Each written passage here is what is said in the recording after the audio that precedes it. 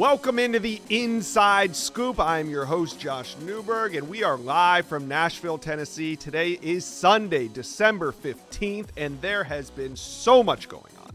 We are taping this midday on Sunday, so I'm sure by the time you're watching, there's probably been more commitments flying off the board. The transfer portal is just going crazy in this first big visit weekend of the portal session. So we are going to cover a bunch of portal topics, but first, I want to talk about some of the biggest developments that have gone down this weekend, and we're going to start at the high school level, right? There is still high school recruiting going on, and we got to start with Bill Belichick. He gets his quarterback. This weekend was Belichick's first basketball game as a UNC head coach, and he had a special guest with him. Elite quarterback Bryce Baker was there in attendance, and he was down on the court. Baker signed with North Carolina.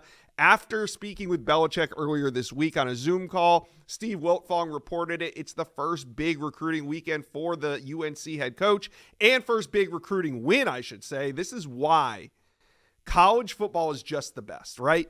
Like, picture before the season started, seeing the photo of Bryce Baker and Bill Belichick in Tar Heel blue. I mean, imagine if you're Bryce Baker.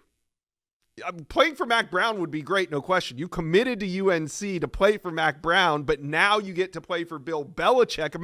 Imagine how Bryce Baker's parents feel about this. Like, only in college football can something like this happen. Amazing turn of events for UNC, and just amazing to see Bryce Baker and Bill Belichick side by side at a UNC basketball game.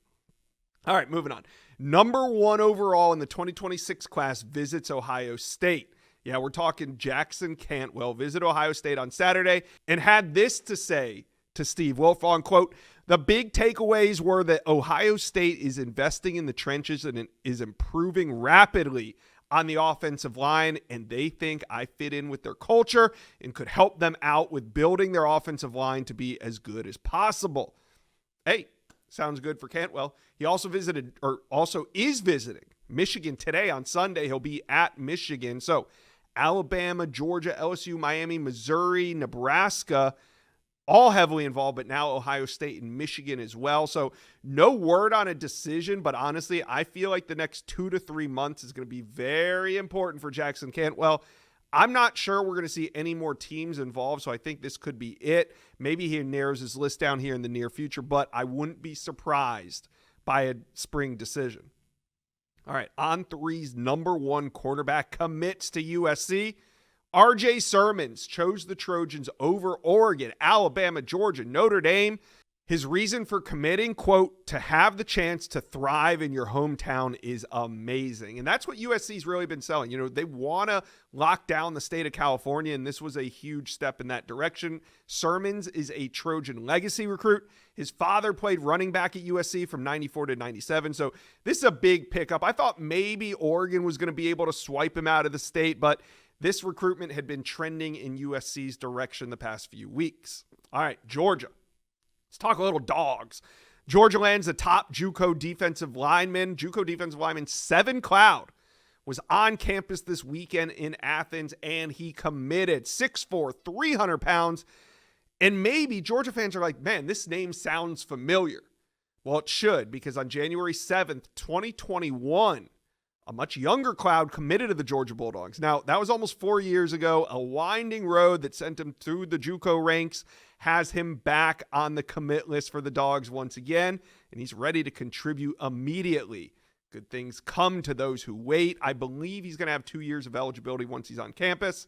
All right, so those were some of the big developments from the non-transfer portal recruitments, the high school level, and JUCO. So now let's talk some major portal developments. And there were so many. There's just no way I can have them all on one list, but here's some things that stood out to me from the weekend. USC wide receiver Deuce Robinson visits Arizona State. This is interesting. It sounds like Deuce could take 3 or 4 more visits, or can Kenny Dillingham lock him down? He's got that program buzzing right now. Deuce Robinson's originally from the state of Arizona, signed with USC, played there the last 2 years, but Arizona State, they're on a roll. So keep an eye on that one. Alabama running back Justice Haynes hit the portal. The number 2 running back. He was a big-time recruit coming out of the state of Georgia. commits to Alabama, but now is in the portal. Bit of a surprise to me, at least. Ole Miss, they hosted the number one portal prospect, wide receiver Eric Singleton. He was on campus. Talked to Zach Berry about him. That will be in this show. But it sounds like Ole Miss in a really good spot. Of course, Lane Kiffin always hot in the portal. Looking for Eric Singleton now. All right, some more big news. Auburn, they signed Oklahoma quarterback Jackson Arnold.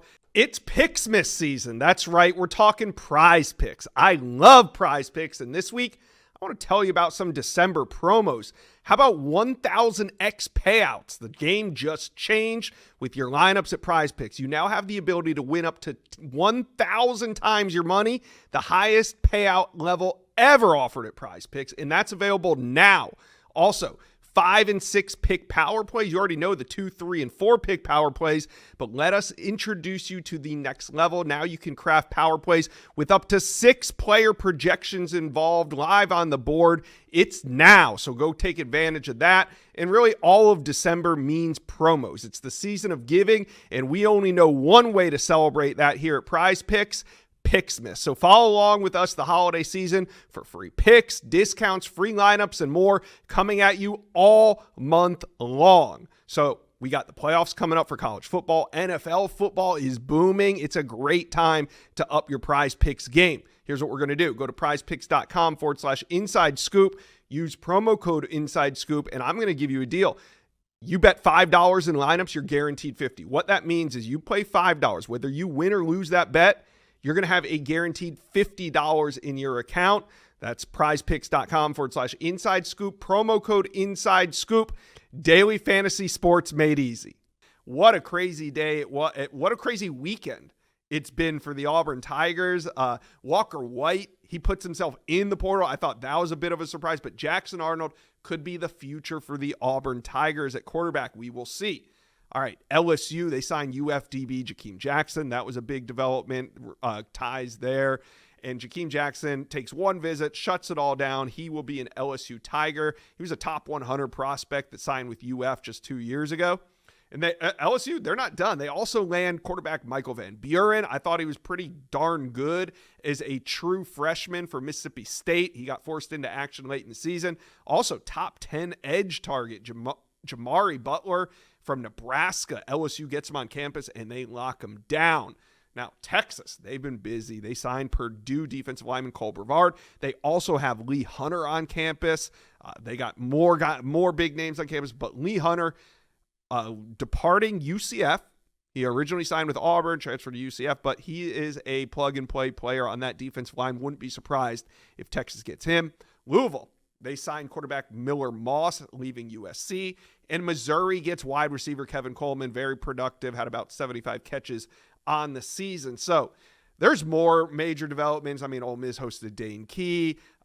Luke Haas from Arkansas signs with Ole Miss. There's been a lot of major developments. You guys have been watching the portal. I mean, there's been a lot of movement, a lot of action. So let me know, what do you think has been the biggest recruiting development of the weekend? Let me know, comment section below.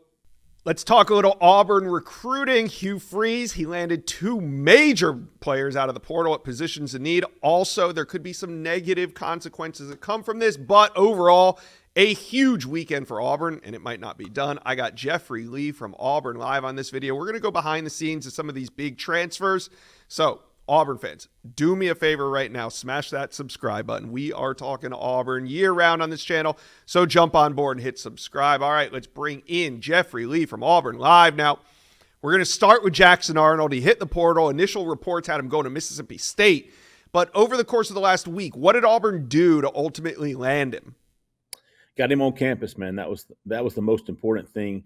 But I think what Auburn has that Mississippi State does was probably a better support system, guys around him, the talent at wide receiver that was brought in the 2024 class, something that obviously stands out to Jackson Arnold. I think, with Jeff Levy, you have a lot of a familiarity there personally with Jackson, but I think, Hugh Freeze brought him in, showed him, the ceiling for Auburn and what he thinks the ceiling can be for Auburn. The system, that RPO system, I think Jackson fits perfectly in. Mm-hmm. And Hugh Freeze just made him a priority. He was the guy that he wanted early and really went out of his way to make sure that he knew that.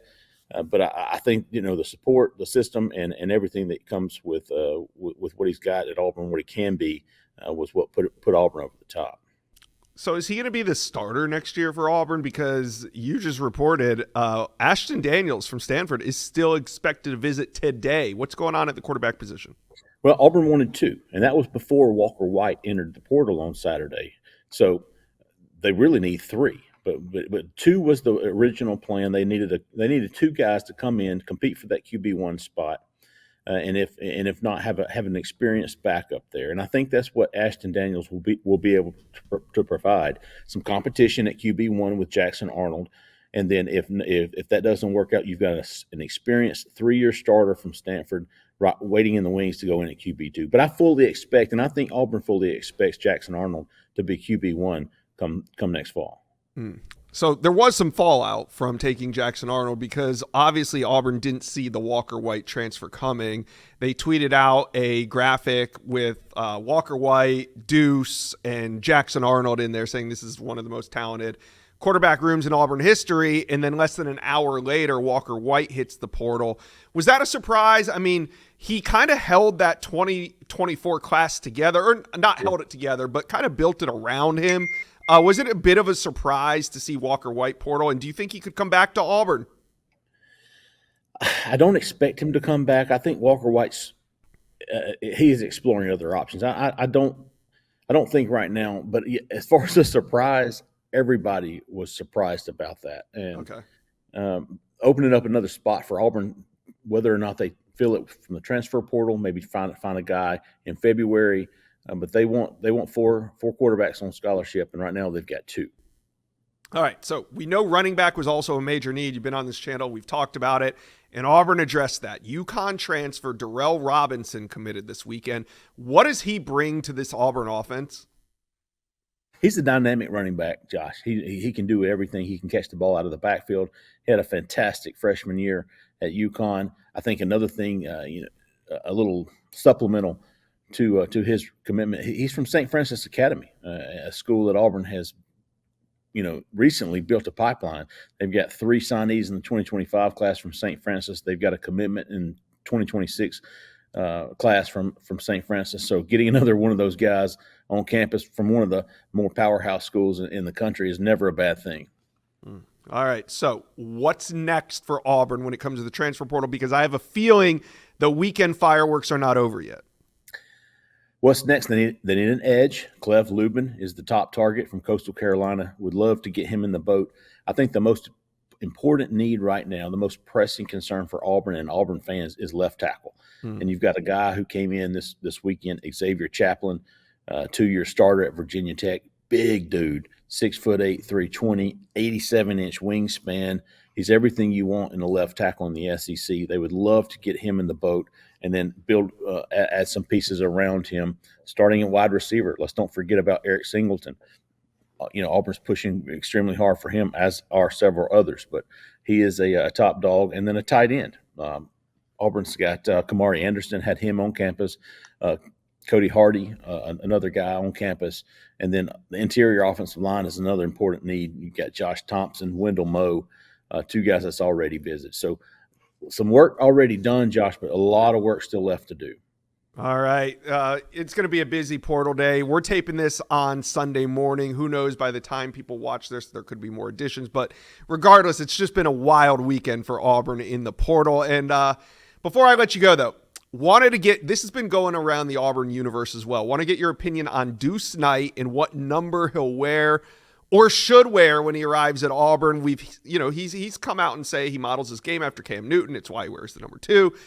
This week, though, Cam Newton chimed in strongly, and I just wanted to get your take on it, Jeff. It's a no for me. Okay. I wouldn't even want to wear nobody's jersey. Your statue is in the front of the. I like Deuce. Mm-hmm. Played against him. He was on Destroying 7-on-17 when I did get the chance to see him and meet him. But in this day and age, bro, everything's earned. Yeah. You got to earn it right. And what you did in high school, nobody gives a in college. I really hope that you're good. I really hope that you can stay at Auburn. I really hope that you can do everything that you're going to say. But as an avid, diehard Auburn fan, it's easily said than done, bro. Wear whatever you want to, Deuce. He doesn't own that number. That number's not retired. Retiring numbers is dumb, anyways. I hope Deuce comes in and wears number 2. And Cam Newton didn't earn that number when he got here. Aaron Savage didn't give him permission to wear number 2. So wear it, Deuce. Deuce be Deuce. All right, Auburn fans, what do you guys think? What number should Deuce Knight wear? Also, who do you think is going to be the next transfer? Let us know. Comment section below. Let's talk some Alabama recruiting. Now, when it comes to the transfer portal, Bama's lost 13 players to the portal. And as of Sunday morning, no commitments out of the portal just yet. But I'm sure that's going to change, and there's been some big names on campus the past few days. So I got Andrew Bone from Bama Online in this video. We're going to break down who could be the next big commitment for Alabama out of the portal. But first, Bama fans, do me a favor. Slap that subscribe button. We're going to be here talking Tide recruiting all year long, so jump on board and hit subscribe. All right, let's bring in Andrew Bone, Bama Online. Andrew, I said 13 transfers out. Some probably needed to go. Others were contributors. So should Bama fans be concerned with the number of departures at this point? I don't think there's any reason to be concerned. You have 13 guys that have entered the portal. When you look at the overall numbers right now, as far as seniors who are out of eligibility after this season, guys who are early enrollees, that number is currently at 85 for the guys that are going to be coming in next year. So now you're kind of waiting to see who's going to forego their senior season, enter the NFL draft. And there obviously could still be some more changes. You can still see some more guys enter the transfer portal over the course of the next week or so. But as of right now, that number is at 85. So you have to lose some players. And unfortunately for Alabama, they recruit at such a high level year in and year out that you are going to lose big name players that you recruited from years past or the previous year. That's just going to be the nature of the beast in the transfer portal era. I don't think Alabama really lost anybody that they saw as necessarily major impact contributors next season. I mean, Justice Haynes was the number 2 running back. If Jam Miller decides to return for his senior season, which is very possible, as Charlie Potter on BOL stated this past weekend. With Caleb Odom, big name guy that Alabama was able to sign last year. Now that's the guy that entered the portal and that everybody kind of, I would say not necessarily freaked out about, but it was an eye opener for a lot of people. But with him playing wide receiver, you've got Ryan Williams coming back next season. Yeah. Potentially Jermaine Bernard coming back next season. So that wide receiver room is still going to be pretty talented at Alabama. I think the biggest surprise to everyone, including myself, was Devontae Smith. He would be a 5th-year senior next year. Yeah. This is a guy that's been at Alabama for would be at Alabama for 5 years, then been there for 4. Was a team leader, was a guy that is a starter, but is also a room that has some talent. Deshaun Jones, who Alabama was able to pick up from Wake Forest last year from the transfer portal. You have Red Morgan, who's a freshman who played a lot this season.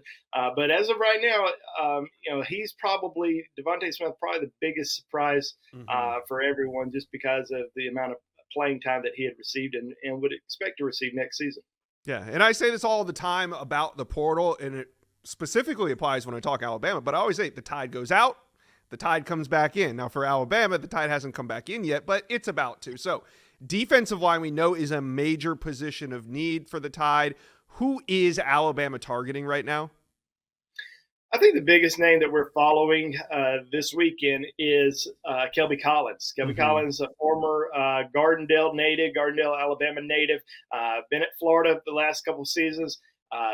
Has been in Tuscaloosa the last few days for an official visit. Now, he was also at Texas A&M, has a visit scheduled to South Carolina this upcoming week. We'll see if that visit happens. But this is a kid that's very familiar with the Alabama football program, very familiar with Freddie Roach, defensive line coach, who was there at Alabama when Kelby was originally getting recruited. Plus, he was his area recruiter. So they've got a great relationship. He's been in Tuscaloosa throughout the weekend. Everything we've heard, things have gone extremely well. So that's one guy that we're watching. Another player is Gabriel Brownlow Dindy, former Texas A&M defensive lineman. We reported that last week on BOL that there's definitely some mutual interest there. So we're watching to see if he potentially comes in for a visit this week. All right. So we know also the Tide are looking for some talented wide receivers, some explosion at the position. Who is on the board right now for Alabama? Yeah, so like I said earlier, wide receiver position is a little tricky because when you're out there recruiting a wide receiver, you're also knowing that, or those players know that Ryan Williams is going to be coming back. Yeah. Jermaine Bernard may be coming back as well, and Alabama recruits the position really well at bringing in some top guys like Derek Meadows, Latzir Brooks. So you're going out there, you're trying to find somebody that can potentially come in and be okay with being a complimentary type wide receiver to some of those guys. So Casey Concepcion, who is from NC State, played at NC State the last 2 seasons, Charlotte native. He was in Tuscaloosa for an official this past weekend. Doesn't seem like he's going to end up being a part of Alabama's class, at least not yet. He's going to take a visit to Colorado. We're going to kind of continue to wait and see what Alabama decides to do there. But they're going to bring some other guys in this week. One guy starting on Monday, Mario Craver, who is originally from Clay Chalkville High School in Alabama, was one of the most explosive players in the state during his senior season. Played at Mississippi State.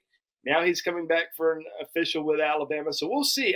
With Alabama, I don't think they're in necessarily I know that the transfer portal is only 20 days, but they're not necessarily in a major rush to add someone really quickly at the position. I think they want to bring some guys in at the wide receiver position, at least at the wide receiver position. Bring some guys in, evaluate them, because they're meeting all of these guys essentially for the first time. So it's basically an interview rather than, hey, we need you to commit right this very moment. It's an interview, and there's they've got some options there, and I think they're going to be just fine at wide receiver when all is said and done. All right, Andrew, who do you think could be the next major addition from the portal for Alabama? Any position? Well, we're watching Kelby Collins really closely right now, and you never know what could happen. Things change on a dime in the transfer That'd be portal a big world. one.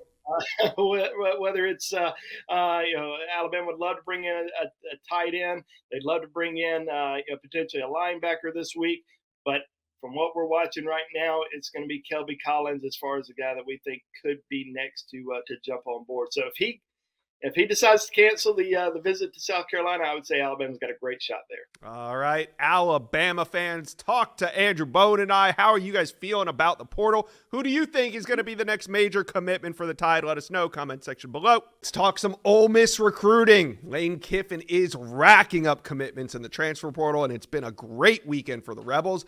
But it's not done because there's more to come. I got Ole Miss insider Zach Berry from OM Spirit. He's got intel on who could be the next big commitment for Lane Kiffin. But first, Ole Miss fans, do me a favor. Hit subscribe to the On3 Recruits channel. All right, let's bring in Zach Berry. Zach, where do we start? How about I just let you? Who's been the most important addition of the weekend, in your opinion? I would say... outside of the obvious big names, I think Patrick Kudus is probably the biggest so far. A lot of position versatility. He was a key member of Arkansas's offensive line before the injury this year. Played a lot as a true freshman. And we've been telling our subscribers over at the site that, look, if Sam Pittman gives the stamp of approval for an offensive lineman, it's usually a good deal or a good idea that somebody is pretty damn good. So I think that's big because he's played both tackle and guard. I've even heard people say that he would be comfortable playing center. So, again, a lot of position versatility. Ole Miss struggled to run the football down the stretch, especially in short yardage. And they're trying to build up that offensive line and build depth and try to bring guys in to compete and take some spots if possible. All right, so Ole Miss, as I said, closing in on more commitments, and there's been a couple explosive wide receivers on campus. What are you hearing about Dane Key leaving Kentucky and also LSU CJ Daniels after their visits? Yeah, a little more buzz on Dane Key. I believe he's still in Oxford right now, this early Sunday, so probably wrapping things up. Still going to go to Georgia. I posted on the board He's got a big tie to the University of Georgia. His girlfriend plays softball there, so that's something to keep an eye on. But when he got before he got in the portal, there were a lot of rumblings of whether or not he would. And then as soon as he jumped in, I talked to a couple people in Kentucky that said that Ole Miss and Georgia would be at the top of the list. So I think that's where things stand right now with Dane Key. I know visits rarely go bad, as you know, Josh, but all signs point to him having a great time in Oxford and a really good one-on-one with Lane Kiffin. So, the Georgia visit will be key. And then, will he go anywhere else after that? I'd heard Nebraska, I'd heard South Carolina, but right now it seems like those are the two. CJ Daniels, it was pretty quiet. It was in and out, and I don't think that's necessarily a bad thing. These portal recruitments move so fast. It's not like high school. It's a business. It's a business. It's a business meeting. These guys are getting in and out. They're talking to the collectives, talking to the coaches, and then moving on. So he quickly got over to Miami. So he is there right now. But Ole Miss was quick to reach out. So I know he's pretty high on that list. But they're entertaining a lot of wide receivers. So I would venture to say that it's probably first come first serve. I think all of them fit with what Ole Miss needs. With Trey Harris and Jordan Watkins leaving. So there's plenty of receptions to be had if you want to go to Ole Miss right now. Yeah, and there's more wide receivers on the board as well. I was on OM Spirit this morning. You guys are talking about a couple more. So how many do you think Lane Kiffin is looking to land this portal cycle? Like I said, with Watkins and Harris, two multi-year transfers, which is pretty rare. They played a lot of football, caught a lot of balls. It's a huge hole to fill. Yeah. I think they're going to try to get at least 2 to 3 if possible.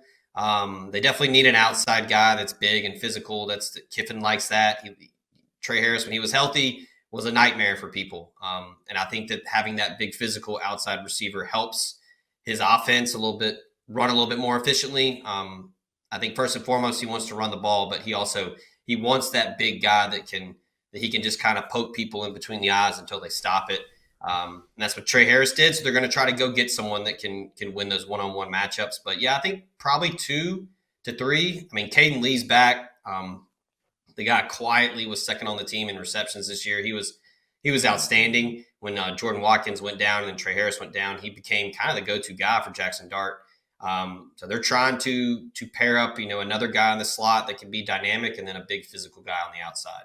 And then what's Ole Miss trying to do on the offensive line? How many more do they need at that position? And who do you think the top target is? Right now, Delano Townsend, big, huge guy from Detroit. He played at UAB. Right. He was on campus this weekend. They like him a lot. Again, position versatility. He's big and physical. I think they're wanting to get stronger, literally and figuratively, on the interior. I think that just helping them run the football more. Again, like I said, they struggled. They could not. I mean, they had to utilize J.J. Pegues in short yardage because they just could not convert. I think he's up there, and then our very own Billy Embody reported that Alex Wolschlager, the tackle from Bowling Green, Ole Miss is talking to him and trying to set up a visit there. So those are the two guys right now that are at the top of that offensive line board. And, right now the plan is to bring back Jaden Williams, who was a freshman All-SEC guy. He was injured this year, so he was kind of in and out. And then Diego Pounds, the transfer from North Carolina, will be back. So they seemingly have 2 tackles, but they're going to, like I said, bring more guys in to build that depth and create that competition in practice to put the best 5 out there.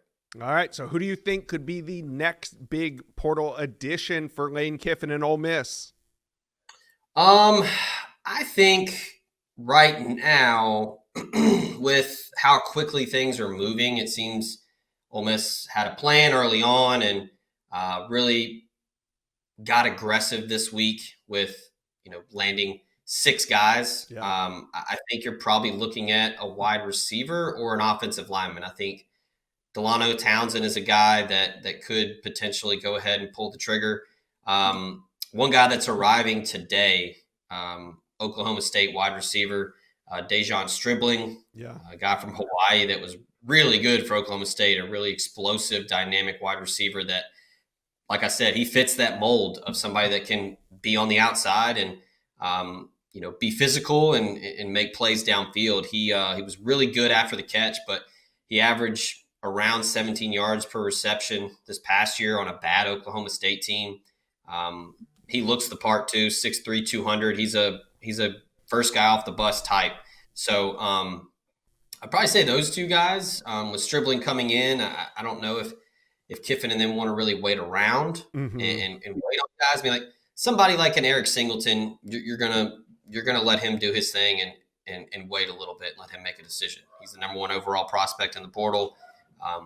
Had a really good time at Ole Miss this weekend. I would cautiously say if you're Ole Miss fans, he's probably leaning Ole Miss right now, but going to Texas on Monday, or he's at least scheduled to go to Texas, and then he's wanting to at least go back to Georgia one more time before making a final decision. But one guy to keep an eye on that I would say maybe like a wild card here that might be next, Antonio Kite, played at Auburn. He was dismissed from the team in October, but he played at Alabama. He signed with Alabama out of high school. A dynamic athlete. Was a guy that averaged over 20 points per game in basketball in high school. He's a really good athlete, and Pete Golding likes to have guys like that in the secondary, especially on the back end. All right, Ole Miss fans, it's been a wild weekend, but there could be more to come. So talk to us. Who do you want on this commit list? Who do you think is the most important target right now in the portal for Ole Miss? Let us know. Comment section below.